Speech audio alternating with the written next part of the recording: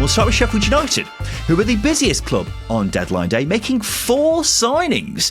It includes Chidozie Ogbene, who's joined on loan from Ipswich. The defender Mark McGuinness has come in for an undisclosed fee from Luton. We thought, when we were talking about that on Monday, that he may be going to Ipswich, but that's not happened. He's gone to Sheffield United. The 20-year-old holding midfielder Alex Matos has joined on a permanent deal from Chelsea. They've also signed Ben Mee. He's been a free agent after leaving Brentford. Overall, Sheffield United brought in 7 new additions in the final week of the transfer window. Is that panic buying or an acknowledgement that things have to be better after their dreadful start, Justin Peach? That's such a good question, isn't it? Such a good question. It's probably validity in both. They've probably turned around to their AI system, their machine, and gone, it's not working, unplugged it, and just drawn up a short list themselves, because that's what the business on transfer deadline day looks like. Is that doesn't feel like it's AI driven because there's no players from Bulgaria in there, because there's no randoms in there. Absolutely. But I think that, like I said, you can make the argument that if it wasn't panic buying, would Sheffield United have gone for these players sooner? Would they have signed a 33-year-old Danny Ings in July? Would they have gone for Ben Mee in July if they weren't looking at other targets? So is it panicking? I think it's piss poor planning from earlier on in the window. So as I say, there's certainly truth in both. But I think what we can say is if you make 4 signings on transfer deadline day, you've maybe not hit your original targets, and you're, I won't say scrambling, but you're looking down your shortlist a little bit and going, okay, what can we do now? Yeah, I think the answer's somewhere in the middle between panic buying and acknowledging that things have to be better, because they clearly needed to strengthen in certain areas. But despite a lot of additions, I'm not sure they've strengthened in the right areas. And a lot of the moves that they have made have been quite odd. The prime example being, for me, in the final 11 days of the window, Sheffield United signed 5 centre-backs. You ain't breaking them down now, are you? Can't lose if you can't concede. I'm not sure how many clubs actually need 5 centre-backs, let alone making 11 or getting 5 in the space of 11 days. Tony Pulis is rubbing his hands together at that. Aidan Flint at right back, it's bringing back memories of that, isn't it? But yeah, they've actually brought in 7 throughout the entire window, so 5 in 11 days as well is pretty remarkable. One of them is the aforementioned Mark McGuinness, who Luton paid £10 million for a year ago. I'm fascinated to see how much Sheffield United got him for, because surely Luton will have wanted a good amount of that money back. So I can't find a fee that's been reported online, so if someone could let me know, that'd be great. But despite so many players being brought in, I'm still looking at that squad and thinking there's gaps, because in the last 2 games, they've played Ben Godfrey, traditionally a centre-back, at right-back. And they haven't signed a right-back in the past few days. Chidozie Ogbene's played as a right wing-back before, but as far as I'm aware, never as a right-back in a back 4. So that seems like a glaring omission. And they were clearly crying out for a replacement for Vinny Souza in holding midfield. And they've got Alex Matos, a 20-year-old lad who did all right at Oxford in the second half of last season. But it's a big ask getting him to replace the best holding midfielder in the division after previously playing for a team who are fighting to stay up in the Championship. One final thing, because I'm aware I've gone on for quite a while here, Justin, but Sheffield United's big problems in the last few games have been that they've been shocking going forwards. Have they strengthened enough to change that? I don't think they have. So I don't think the problems they have actually been addressed with this, in quotation marks, panic buying. Well, I guess the easiest thing we can do is compare them to last season. I just pulled up a squad list of Sheffield United squad last season. Obviously, they lost Ryan Brewster, an attacking player. Jesurun Saki on loan from Crystal Palace. Has he been replaced? Ogbene maybe might be that player to replace him. Ahmed Hodzic, one of the most consistent defenders at Championship level. I mean, Zatterstrom's come in. What, one of the 7 centre-backs will hopefully do a job for him. I mean, Ahmed Hodzic, Harry Souttar and Jack Robinson have all left. Obviously, Souttar got injured midway through last season, but he was part of the squad list last season, so it still counts. But they have lost defenders, it's worth bearing in mind, but not to, you don't have to replace them with 5 others. But there was a real gluttony of players last season that I just don't feel has been replaced. Ben Brent-Diaz was on loan. He's contributed to a few goals last season. Tom Cannon in the final third. You know, I'm looking at the squad from last season. I'm thinking it looks better balanced last year than it does now. Doesn't help that you've got 23 centre-backs in your squad at the moment. Sheffield United do. But that's the easiest comparable you can make is it stronger than last season? I don't think it is. It's barely like for like, which is the worry. You mentioned losing Vinny Souza. Has he been replaced? No, he hasn't. So there are a lot of question marks. And I guess the only way we can really analyse things is seeing if the squad can get up and running and getting results. Can't see them conceding too many goals, but like I said, can't see them scoring too many either. Yeah, well, it's going to be difficult to score against them when they've got 7 centre-backs on the pitch, isn't it? But as we sit here right now, Justin, it doesn't look like Ruben Sayers is going anywhere. We'll have a quick diversion from the transfer business to talk about that.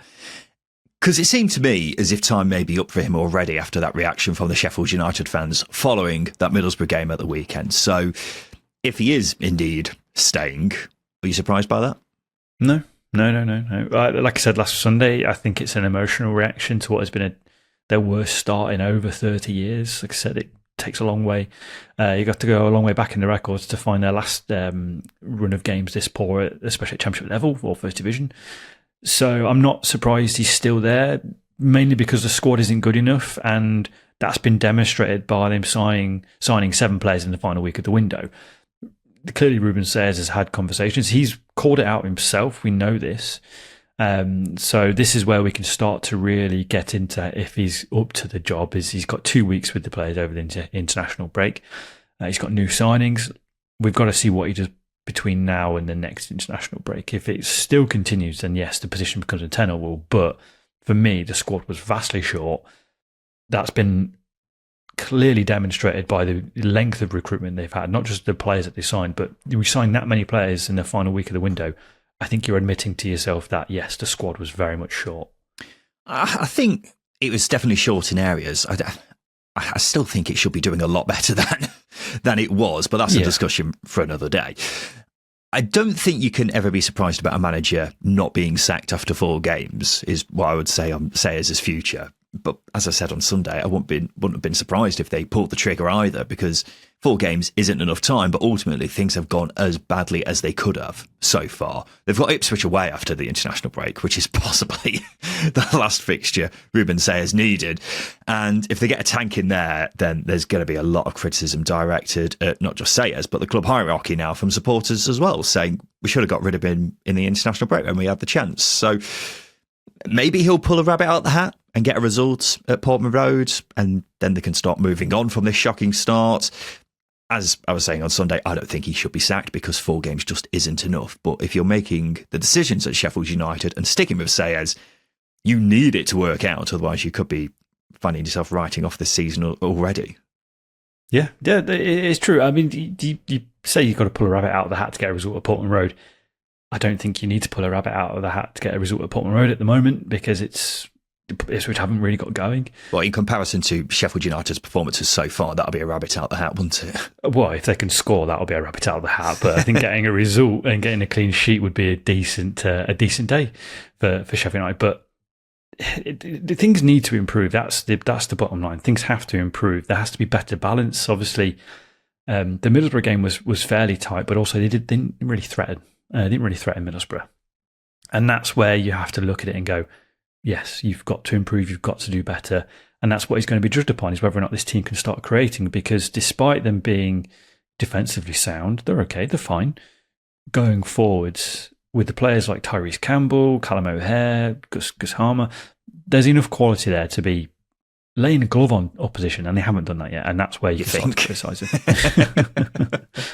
That's what I mean when I say I don't think the squad is that short, because it should definitely be doing better than it is, but we'll see how they get on after the international break. We'll briefly touch on the blue half of Sheffield, where it was a big day for Sheffield Wednesday. They finally got someone. The EFL weren't allowing them to sign players unless Chansiri could guarantee the wages would be paid in the future, but they've got in Manchester United defender Harry Amass on loan. It's reportedly because United have agreed to pay the entirety of his wages. Doesn't change a whole lot for Wednesday, just in getting a 19-year-old left back in, but it's something at the very least, isn't it? It's a plane in the distance on a life raft stranded at sea, isn't it? There's a glimmer of hope there, but what does that mean? Has the plane seen you? Who knows? There's an ounce of like, oh God, come on, there's something happening here. So it remains to be seen whether this changes things. I mean, Amass is a young left back. They've got young players in the squad, so I'm not sat there going, "What signing? Incredible!" Because ultimately, this Wednesday squad needs a lot more than a 19-year-old left back on loan from a Premier League club. But club secretary got to do something other than, I imagine, hoping that they're going to get paid. So that's a positive. Yeah. Yeah, they clearly wanted to get more in, and it appears they still want to get more in the form of free agents who they, of course, can still sign after the deadline is gone. But the EFL look like they're standing firm, which I don't blame them for. If they let Sheffield Wednesday go ahead and sign a load of players who don't get paid in 4 weeks' time, they're going to look daft, aren't they? So it's the right thing to do, as frustrating as it must be for Henrik Pedersen, supporters, and everyone associated with the club who's not called Scienza, because they like to get players in, but it's just not a sensible thing to do for understandable reasons.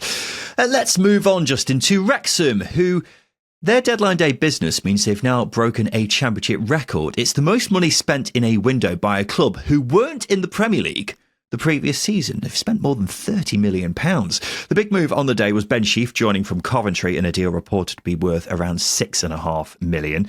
But they've also bought in defender Dom Hyam from Blackburn, as well as the right wing-back Issa Kabore on loan from Man City. So a big statement window from FC Hollywood, Justin. FC Hollywood, very European, not Hollywood FC. You're going with the FC Hollywood. Yeah, they're the hipster, aren't they? Okay, yeah, that's fair. That's fair. Very good window. Interesting. Yeah, in terms of quality of player, absolutely, definitely. The championship experience, they've recruited that. They needed it. Do I think they've overpaid for every single player? Arguably, yes. Maybe one or two could create an argument that they haven't. Do I suspect those players are on a massive wedge as well? Yes, definitely. Wrexham tax. But that doesn't mean they haven't signed good players. Ben Sheaf, Lewis O'Brien are very good operators at this level. Very, very solid midfield. That is lots of energy, lots of defensive solidity. Get the balance right. That will be a very difficult midfield to break down. Dom Hyam came in. He's a 7 out of 10 centre back. He very rarely put a foot wrong for Blackburn last season. Played 46 games, was very important for them. Issa Kabore came in as well, and he had something a little bit more exciting at wing back to complement Libertato Kacheche on left wing back that they brought in earlier on in the summer. Keith Moore's going to bag goals. Josh Windass is going to score goals when he's fit. So they've got the right players in. You just got to blend them all together and hope that they do stay fit. Obviously, Windass did his hamstring, so he's out. And that's where the squad does become problematic because the depth isn't there. But as far as 11s go, for me, it's a mid-table 11. It's just the squad's the problem. Yeah, it's interesting how you seem to pronounce Liberato Cachachi different every single time you get round to his name, but it's Cachachi. You've got to say it. Despite him being from New Zealand. It's just interesting hearing your variations of how you pronounce it every time he comes up. But look, we spoke about Sheaf at the weekend. What a player they are getting. Yes, concerns about injuries, but for £6.5 million, I think that is cracking business. Completely agree with what you say about Dom Hyam, very solid defender, one of the most consistent there is at this level. Slightly concerned about departures from Blackburn, but we'll save that for Sunday. But I also think the Kabore signing could be a brilliant move that really goes under the radar for a lot of people. He played a lot of games for Luton in the Premier League, caught the eye with them, and then last season he went on loan to Benfica and Werder Bremen. Didn't play much for either of them, but the fact two big clubs at European level deemed him good enough when they got him in, that shouldn't be disregarded. So a very good deadline day for Wrexham, and they've now finished the window with quite literally an entirely new starting 11. So even though a lot of money has been spent, and I understand your concerns about the squad depth, Justin, which are absolutely valid, it's got to be regarded as a very good window for Wrexham. It is a very good window. When you compare it to where their squad was at the start of the window to how it is now, it's light and day, isn't it? Night and day. Absolutely. I guess it depends how you analyse it, because in terms of quality of player, very, very good window, because they've bought a lot of players in who would be starters for 90% of the clubs in the Championship, right? That can't be disregarded.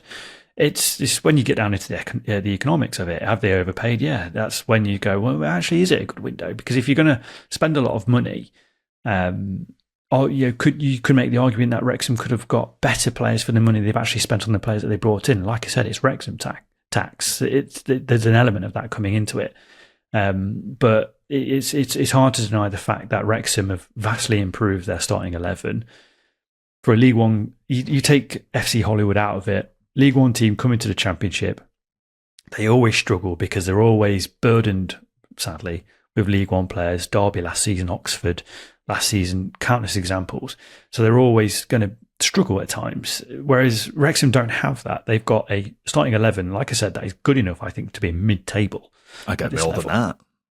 No, temper it a little bit. It's mid-table. Again, you've got to account for injuries and what have you. Starting 11, starting 11's like playoff chasing team, if you're asking me. If everything moulds together properly and correctly and no injuries, then yes, absolutely. But can you really say Ben Sheaf has been at his best for the last 18 months? No, because he's struggled with injuries. But yeah, as I say, quality of player, definitely. The blend is there. It's a good window, but it's just when you start to get into it a little bit, have they overspent for every single player that they've bought? Arguably, yes. Yeah, I think you could definitely make an argument with at least half of the players have cost more than they're probably worth. But I still think you've just got to take into account where the squad was at the very start. We were saying it's still a League One squad that has come up from League One, and it's now completely been transformed. The concern is absolutely, as you say, if you have one or two injuries or even more than that, then you're looking under the surface and the rest of the squad is essentially still League One players. So that's an issue, but as far as the starting 11 is going, that is completely different to how it was at the start of the window. Leicester City finally got some business done before the window closed. Up until deadline day, they had only signed a 38-year-old Asmir Begovic, assuming that's down to PSR reasons, but they've made 3 loan signings: midfielders Aaron Ramsey, not that one, from Burnley, and Jordan James from Rennes, as well as Argentinian striker Julian Carranza from Feyenoord. They have also seen Bilal El-Khanous leave on loan for Stuttgart. Nice of Leicester to finally get some additions in, though. Good additions as well. Aaron Ramsey, I know he's suffered a lot with injuries, which is a big shame because he's moved to Burnley. You'd have thought would have catapulted him to a high ceiling, because his loan spell at Middlesbrough under Michael Carrick, he's scored 5 goals in however many games. He looked electric. He looked really, really good, and unfortunately injuries have held him back a little bit. So there's certainly a quality player there, and he's got room to go and hopefully play at Leicester and add some depth into that attacking position. The Jordan James one is really interesting because he's a player that arguably I forgot about because he moved abroad. But when you look at it, when he last played in the Championship in the 23-24 season, scored 8 goals. Scored 8 goals and he started 25 games. So there's a quality player there, a really good box-to-box midfielder who adds energy, much needed energy, because the team has needed a little bit of injection of that for a long time. And obviously Julian Carranza, don't know a lot about him, but they've needed a striker because Patson Daka never ever been impressed with him. Jordan Ayew, I think, is going to be a good player at this level, but he's in his early 30s. So yeah, good to get another forward in. Yeah, Ramsey is a funny one, isn't he? Because I completely forgot he was at Burnley. He made just the one appearance for them last season. As you say, blighted by injuries. He suffered a knee injury which kept him out for 14 months, so it must have been a very nasty one. But he's still only 22. Suffering an injury that bad is always going to take a bit of time to get over, so we'll wait and see what level he's at. If he gets back to his best, it could be a top move. Jordan James, linked with just about every top-end Championship club this summer, hasn't he? As you say, when he was at Birmingham the season before last, he was really, really good. And then moved to France a year ago. He was starting every week for Rennes at one point, but lost his place in the team towards the end of the season. Has been a regular for Wales for the past couple of years now.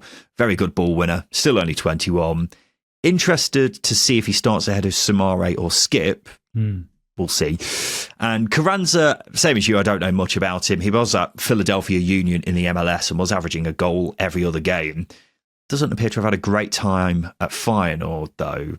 They've at least got some bodies in, though, and that's the main thing, isn't it? Because you can't just go a whole window with a second-choice goalkeeper as your own signing, can you, Justin? It's not ideal, is it? Well, you've got to account for what's happened with Leicester throughout the summer. Obviously, the uncertainty with Ruud van Nistelrooy before he was sacked and replaced with Marty Cifuentes. Cifuentes having to pay half his compensation fee because Leicester's PSR problems.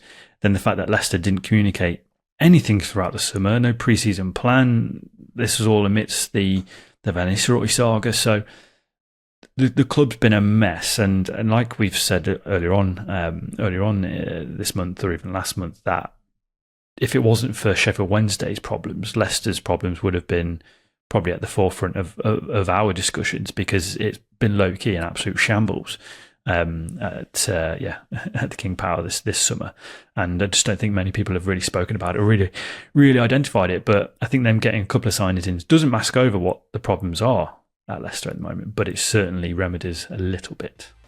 Justin, we'll take a quick break. After that, we'll talk about Justin Peach's deal of deadline day.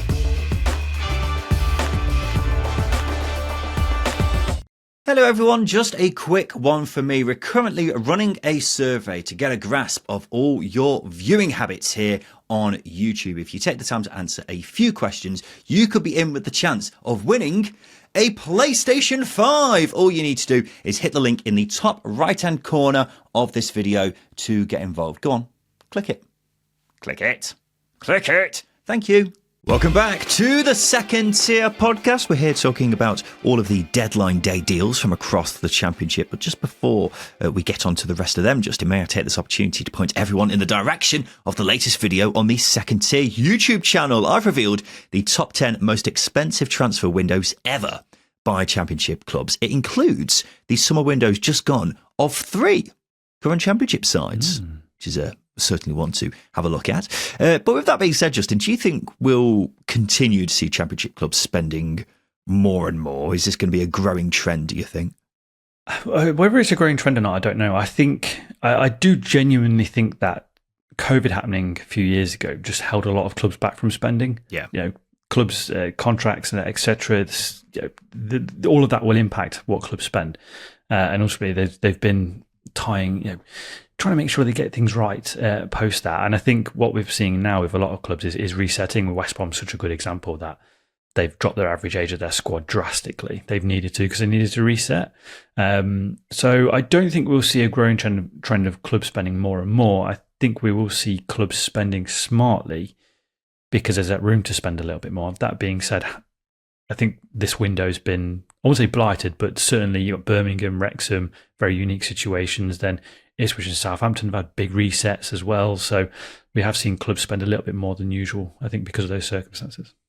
Yeah, I don't know if it's going to continue or not, but it certainly seems to be the case that clubs coming down from the Premier League just have the freedom to spunk as much money as they want to. Yeah. So is that going to continue? Probably will do, unless something changes in the coming years. Don't want to open the can of worms that is the gap between the Premier League and the Championship. But that's it's possibly a sign of how much spending power those guys have got and will continue to have unless something changes. But if you haven't watched the video yet, then make sure you go to the Second Tier YouTube channel to find out all of the top 10 most expensive transfer windows ever by Championship clubs. Spoiler alert, Championship clubs do not like to spend their money very well. Let's go back onto some of the deadline day deals, Justin, and we'll go to the club now who Justin Peach said on Monday pulled off the deal of the day on transfer deadline day. It's Portsmouth.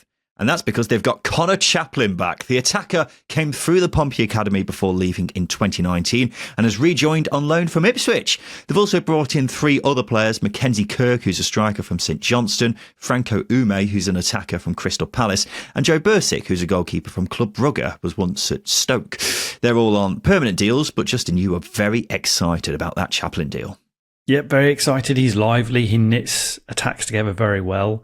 He's a bit of a second striker / number 10 in that he's a goal-scoring forward who sits behind a striker. And I can't think of a better folly than Colby Bishop for Conor Chaplin. So what you've got there in that attack is something that we didn't really discuss on Monday when we were talking about this deal is how much flexibility Portsmouth have going forwards. We spoke a little bit about how they've got so many players who can shoot from distance. They've got good wingers in Jacob Murphy. They've got Josh Conor Murphy. Chaplin. He's Josh a mistake. Murphy. He's a mistake. I've not made that mistake for such a long time as well, so I'm really disappointed in myself. But they got one of the Murphy twins who was excelled last season. So they've got that variation of being able to put in early balls in the box. Conor Chaplin sniffing out on knockdowns from Colby Bishop. Tom Segicic has been great as well at Portsmouth. So Adrian Segacic. You're on a roll, mate. Carry on. Yeah, Adrian Segacic. What they've got there is so much variation, flexibility, and fluidity that it's probably one of the most fluid attacks in the Championship. There's not a single route forward for them. One thing we've discussed with Rob Edwards at times is he relies heavily on wing backs to get creativity and scoring goals. Whereas I think Portsmouth can get deep crosses in from deep. They've got good wingers to get to the byline. They've got players who can link up in central areas. There's so much there that, I'm very excited. Yeah, don't worry about the first name thing. I called Adrian Segacic Andre Segacic earlier in the summer. No idea why either, but it just sounded right in my head at the time. But yeah, it's a brilliant signing. You've got someone here who was so instrumental in Ipswich's promotion to the Premier League, and that was only the season before last. It wasn't like it was ages ago, was it? And so I'm surprised Ipswich have so willingly let Chaplin go. Yeah. And it seems like a lot of Ipswich fans are surprised about it as well. I guess the reason they'd give is they're stacked in his position. But for Portsmouth to get him, it's an incredible get because he can change games. And the fact that he's a local lad, came through the academy, is even better.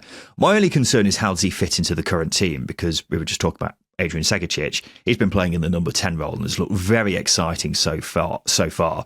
And that's where you'd get the best out of Conor Chaplin. For me, one of them is going to have to move out onto the right-hand side if they're both going to play in the same starting 11. Which one is that? Conor Chaplin cutting in from the right-hand side onto his left foot makes sense. I believe that's where he played for Portsmouth when he was there before, but he has flourished playing more centrally. So I don't know. Whatever the case, an attacking trio of Chaplin, Segacic and Josh Murphy on paper is thrilling, Justin.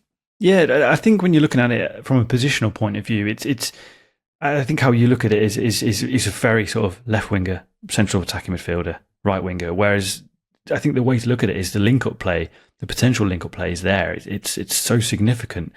I know you mentioned Conor Chaplin cutting in on his on his left from the right.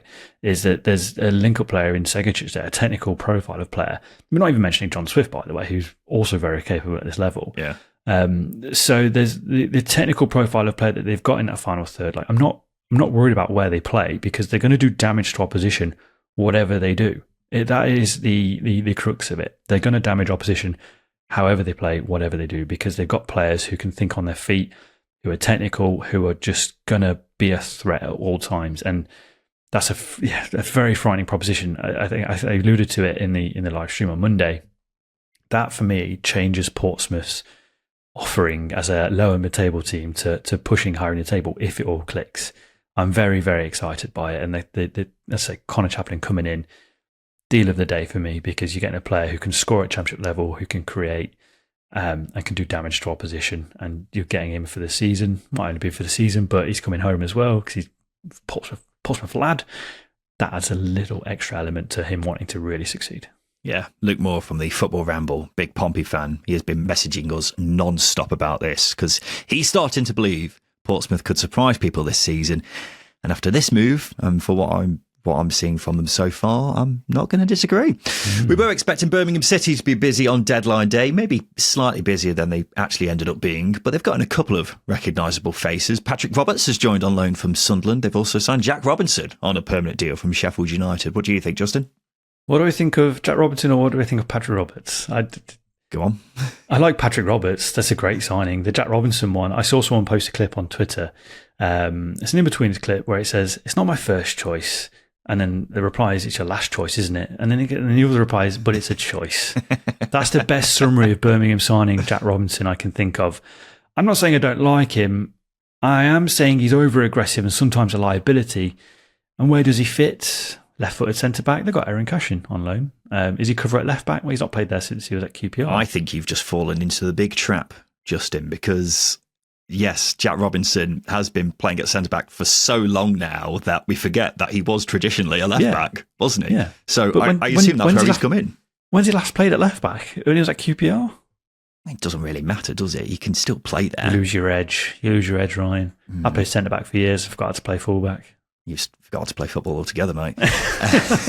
Yeah, but he's clearly that's how I see him fitting into the team because they needed another left back, and there was only Alex Cochrane, who's currently injured. They've had Ethan Laird playing there, who's a right back. So that's why Robinson's been brought in to fill that gap. And the other obvious place they needed strengthen was on the wing. Patrick Roberts, very good addition in that regard. Yes, Sunderland fans found him frustrating at times, but he's also produced a lot of magic for them over the years, most notably, of course, setting up the equaliser in the playoff final with that beautiful assist for Eliza Mayenda. So I think he fills a gap very nicely. It's not the most eye-catching end to a window, but I think it could be a very effective one, considering these are two signings who fill gaps. Yeah, it didn't need to be eye-catching. I think Birmingham's recruitment over the summer has been very smart, maybe missing a little bit more of a playmaker. That being said, Patrick Roberts comes in, just as we were alluding to with Conor Chaplin. He's a player who can link up play and be such a danger in that final third, wherever he is, that it knits it all together. And when you've got someone like Kyogo Furuhashi up front, who needs players around him who can get the ball into his feet and link up with others, Patrick Roberts is perfect, because those tight situations, he does damage. He really does damage. It's just Jack Robinson. I'm just a bit meh with it. Like, he was linked with Wrexham earlier on in the summer.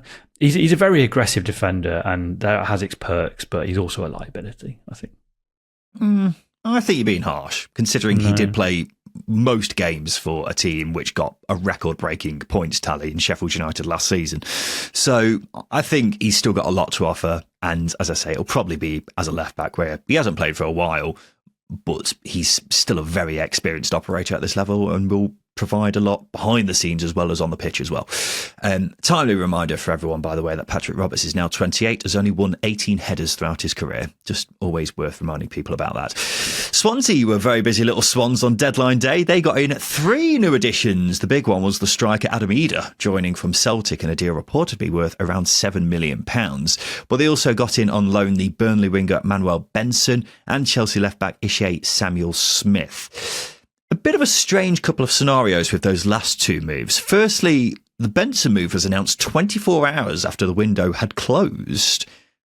Not sure why that took so long to be made official, but they got there in the end. And then the Samuel Smith one, he left Chelsea to move to Strasbourg on a permanent deal earlier in the summer, but ended up moving back to Chelsea after just 33 days before joining Swansea on loan. Homesick. Maybe, I don't know. Of course, Strasbourg part of the same ownership group as Chelsea, but very peculiar nonetheless. Thoughts on those moves, Justin? Manuel Benson is an interesting one because he was such an exciting player for Burnley, wasn't he? In that season, they won promotion under Vincent Kompany, but he only started 14 games. But some of the goals he scored were just exquisite, unreal. So that one fills me with joy because I think if you get him fit and confident, he's exciting. He can be exciting. Ishe Samuel Smith, again, I don't know a lot about him because he's not made too many appearances. Obviously, Chelsea rate him if they're trying to hold on to him that hard, selling them to themselves and then selling them to themselves and then re-signing them for themselves. They clearly like him. That David Brent meme, isn't it? Exactly. Yeah. Exactly. Do I want that, David? Yes, I do, David. Yeah. Todd Bowley's negotiating with himself really, really well there. The Chelsea owner, that is. So, did they need? I mean, Josh Tymon's a good enough player, but they've clearly got some depth there. So they've plugged gaps that they've needed to plug. Swansea. It's just whether or not they can get certain players clicking. Manuel Benson's one of them. Yeah, despite the strange circumstances around who owns Samuel Smith, I'm led to believe he's a very talented youngster. When he was at Everton, he was being touted as one of the most talented youngsters in his age group across the country. Hence why Chelsea signed him for $4 million at the age of 17, despite him not having played a game at senior level. Is slightly peculiar because, as you were alluding to, Justin, Swansea already have Josh Tymon, one of the best left-backs in the Championship in my eyes, rarely misses a game, so how much Samuel Smith is going to play, I'm not sure. Benson was, as you say, unbelievable for Burnley in their promotion season 3 years ago. But we've barely seen him since then. He started just one league game in that time. I'd assumed he had gone on loan to Turkey or something like that. But now he's been at Burnley this whole time. What he's like now, I don't know. He's had a few injuries along the way, but he's also just barely played at all. So how good he is now, I don't really know. Adam Eder's an interesting one. Very frustrating figure at Norwich. Seems to have improved a lot at Celtic, who, from what I've read, didn't want to let him go. 7 million seems a bit steep, but that appears to be the going rate for strikers now. The bottom line is Swansea needed to improve in attack. They've got a couple of new additions, at the very least, to help with that. Yeah, the Adamida one's interesting. I think it's the thing you've got to watch out for with him is he did score goals at Celtic, and he scored goals in Europe, which is no mean feat, but he arguably gets more chances in the best team in that league, obviously Celtic. It's just whether or not he can be clinical or more clinical than the Adamida that we know, and whether he can be clinical enough to justify a £7 million price tag. But Swansea have strengthened their attacking areas. They've needed to. They've needed a winger for such a long time. It's just whether or not a 28-year-old Manuel Benson, who hasn't played a lot of games in the past 2 or 3 years, is going to play 30, 40 games and contribute to 15 goal contributions. They're the question marks. So, yeah, the proof will be as the season progresses, as it is with every team. But could Swansea have done a little bit better? Probably could have, but they've strengthened nonetheless. Justin, 5 and 10, name 5 owners of Championship clubs. Doug King, Mel Morris, David Clowes, Dave Fonchanseri. The time's gone. I think you cocked yourself up there by saying Mel Morris, didn't you? Mel Morris came to my head. Mel Morris came to my head, and then I couldn't remember Rob McElhenney and Ryan Reynolds' names for some reason. I was going to say Ryan Reynolds is an interesting omission from that. The annoying thing is, and this could go to an independent adjudicator, is a lot of these football clubs are owned by investment funds. So do you want the chairman? Do you want the named chairman or the investment funds? It's not like the good old days, is it, where you'd have one oligarch in charge of everything. I'm not sure if I've actually pronounced that word right, but I've only ever seen it written down. Oligarch.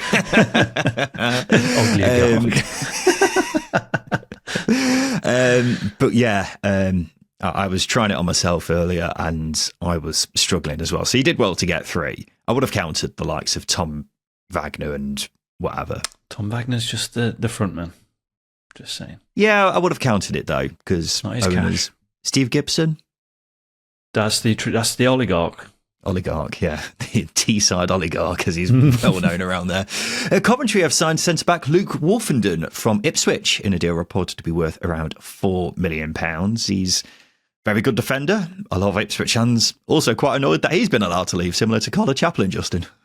I think we can delve into Ipswich's transfer business on Sunday. But with Luke Wolfenden, there's first team football on offer, guaranteed if you like. So I guess that's the main driver for him leaving Ipswich. Do you think it's guaranteed? Because I'm not actually sure if it is. You got Bobby Thomas and Liam Kitching. It feels a bit harsh to drop either of them. I think if we go back 2 years to when Coventry signed Liam Kitching, I put it down as one of the worst deals at the transfer window. We did an episode on it. And they paid £4 million for him, and I still think they've overpaid. Whereas £4 million for Luke Wolfenden, I think is bang on the money because he's a quick defender paired with Bobby Thomas, who's a little bit more dominant in the air. Wolfenden offers a lot more than Liam Kitching. I put Liam Kitching in the same category as Jack Robinson, over aggressive sometimes and a little bit of a liability, a little bit. I think Coventry fans are not going to agree with that opinion at all, because from what I'm seeing, a lot of them are saying Liam Kitchen should be the captain now that Ben Sheaf's gone. He's had a good start to the season. I'm not going to disregard that. He has had a very good start to the season. He has also played in a really poor defence so far. They've conceded a lot of goals. Coventry has improvements to make. I just feel, for me, if I was to create an ideal centre back pairing, Luke Wolfenden as a number 2 centre back and Bobby Thomas as a number 1 centre back, complement each other better than Kitching and Thomas. It's just that's a personal preference. That's all that is. I'm not criticising them, but I would argue that Luke Wolfenden, as I say, if I was manager, I would have Wolfenden as the starter. And again, I alluded to it in the live stream. It gives you flexibility of playing a back 3 as well, which is always handy. Interesting. I'm not commenting on that, Coventry fans, just to make sure that's clear. But yeah, he's not going to start ahead of Jacob Greaves or Dara O'Shea at Ipswich, is he? So it makes sense for his career to move on. You can understand why Ipswich fans would be annoyed when he's a homegrown lad, played a big role for them in going from League One to the Premier League, and played fairly well for them in the Premier as well when he was called upon. So Ipswich fans are annoyed. I think it's a good signing for Cov. I'm just not sure how much he's going to play ahead of the 2 centre-backs we've just mentioned there. It should quickly mention with Coventry, their striker Norman Bassett has left the club on loan to go to Ram. very highly rated young lad. It was seen as a big coup by Cov when they got him, but Lampard just doesn't seem to be a fan of him, so worth keeping an eye on how he gets on over in France. Here's a move which probably went a bit under the radar for a lot of people on deadline day, Justin. Charlton have signed Southampton right-back James Bree on loan until January. The 27-year-old played under Nathan Jones at Luton and Southampton. I really like this one, Justin. Yeah, James Bree's a fantastic defender, I think, as a fullback, and he played such a big role in Luton's rise to a prominent sort of promotion-chasing team in the Championship, and played a lot of games. He was signed halfway through the season. He got to the playoffs, I think, by Southampton. Just hasn't really established himself with the Saints, and obviously always been a backup fullback, if you like, or a backup wing back. I know he's played as a right centre half as well at Southampton at times, but at 27 years old, I think he's a very, very good player for a Nathan Jones team. Technically, I think he's got a lot more about him than maybe people think as well, which is always going to be a big benefit too. Yeah, again, similar to the Wolfenden move. Great player, but it feels harsh to drop whoever it is who's in his position, because Kane Ramsey was brilliant for Charlton last season. He's had a very good start to this season as well. But I do really like James Bree. I thought he might play regularly for Southampton this season because I think he's definitely capable. So for Charlton to get him, a big coup, especially under Nathan Jones, who loves him. He's got a wand of a right foot. He's a brilliant crosser. I think it's right up there as one of the best moves of deadline day, actually, Justin. I mean, how many right backs do you say is one of the best moves of a deadline day? I'm not disagreeing with you. I do like the move. It's just the glitz and the glamour signings are the ones that catch the eye, like a Conor Chaplin, for example. But it's not to say that James Bree is a poor player. He's a very, very good player. Arguably, again, this isn't as a slight towards Charlton. He could be playing for a team pushing for the playoffs. I think he's that good. He could be a number one right back at a lot of teams in the Championship. So this is it just amplifies the gravity of the signing from Charlton. Very, very good. West Brom made 2 loan signings in the final hours of the window. Charlie Taylor from Southampton and Samuel Illing Jr. from Aston Villa. I was saying on Monday how I was slightly confused about this because Charlie Taylor, a left-back who can play at centre-back, Illing Jr. played most of his games at left-back while on loan at Middlesbrough last season. West Brom have already got Callum Styles, who's a brilliant left-back, and they've already signed 4 centre-backs this window. So how these two fit in, I'm not sure. Illing Jr. also plays on the wing, so I guess that's where he's going to play. Still 2 tidy players, Justin. Obviously, the same AI model as Sheffield United going on at the Hawthorns. Just identifying centre-backs. Yeah. Go on, stick it in ChatGPT now. Give me a 10-man shortlist for a Championship side. It would come up with 10 defenders. No, I said it in the stream. Charlie Taylor, I think, is a very astute signing. He's someone who's capable of playing in different systems for starters, because one thing I did mention, he's gone from playing a 4-4-2 at Southampton to Russell Marsingham trusting him in his pass it from the back Southampton team. So there's flexibility there, and also he can play left back, left centre back. So there's that. Illing Jr., as you say, Tom Fellow's left, so there's space for a quick wide player.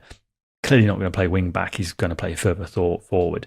And West Brom needed a bit more of a pacey attacker in that final third to spice things up a little bit, and they've got that. So yeah, they've. I wouldn't say they plugged 2 gaps. They plugged 1 gap and signed Charlie Taylor. Yeah. He's cover, isn't he? I guess, for left back. But if you've already got Illing Jr., who can also fit in there, I don't know. Maybe they just wanted both of them because they fully plan on having Illing Jr. as that replacement for Tom Fellows.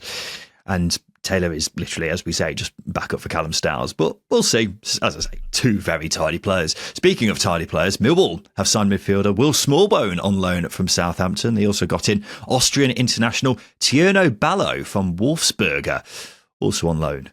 The 23-year-old winger used to be on the books at Chelsea. But Smallbone's a nice move. I like that one a lot, Justin.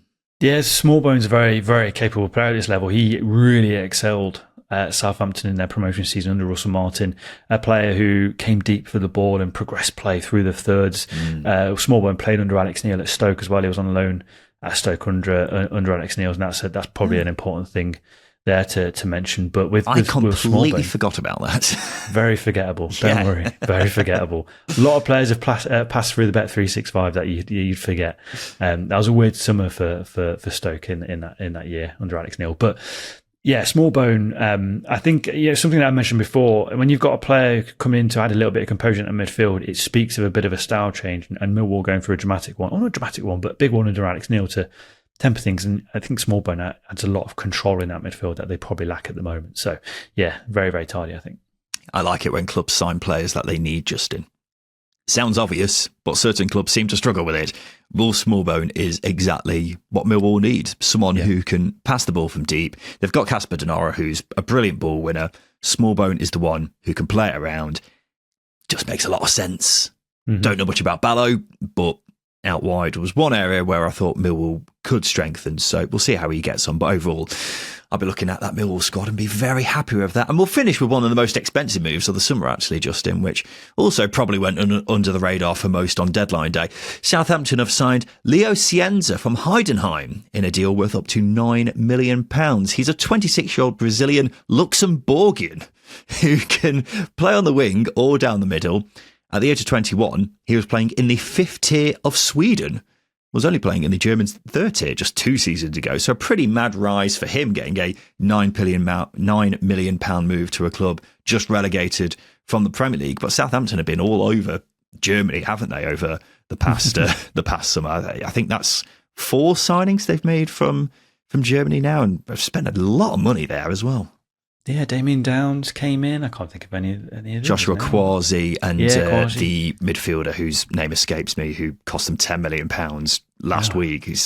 So you're looking at nearly 30 million, possibly even 30 million spent in just German signings. Just German signings. Great. Good stuff. It depends what type of player Scienza is. It's hard to tell at the moment because he's new. He's new to the division, and obviously he's come from abroad, so naturally we don't know a hell of a lot about him. But that rise tells you that he's on a trajectory, and he's impressed at his last few clubs, whether that be Heidenheim, playing in the Bundesliga, no mean feat. Did score earlier on this season, which is impressive. But like I said, his trajectory has been good, and he's got Samba feet mixed with Luxembourgian lungs, if you like. How much do you know about Luxembourg?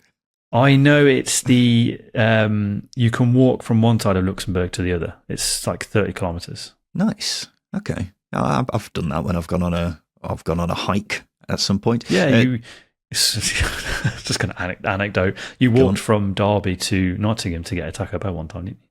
Yeah, because I didn't have anything to do that day and I fancied a challenge, so walked for 5 hours from Derby to Nottingham.